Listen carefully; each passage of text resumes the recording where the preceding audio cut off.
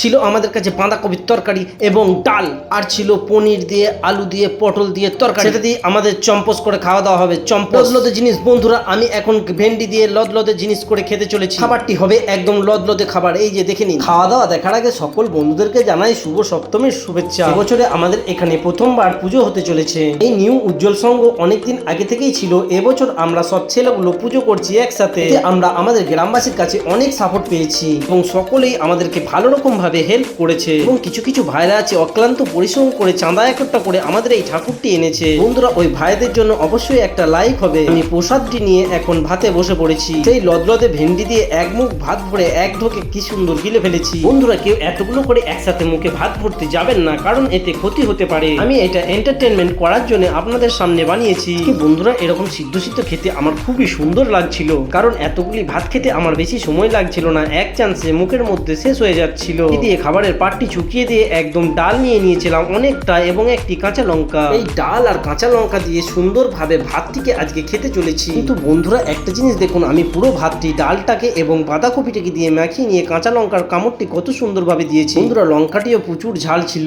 নতুন বন্ধুদের কাছে একটা সাবস্ক্রাইব পাবো বলে এবং বন্ধুদের কাছে একটি লাইক পাবো বলে এত রিস্ক নিয়ে ভিডিওটি বানাচ্ছি। আমি কখনোই এত পরিমাণের ঝাল কোনোদিনই খাই না। কিন্তু বন্ধুরা, ডাল দিয়ে পুরো ভাতটি শেষ করে নিয়ে আমি আবার ভাত নিয়ে নিয়েছি, কারণ যে তরকারিটা চম্পস করে খাওয়া দাওয়া হবে সেই তরকারিটাই আমার এখনো খেতে বাকি ছিল।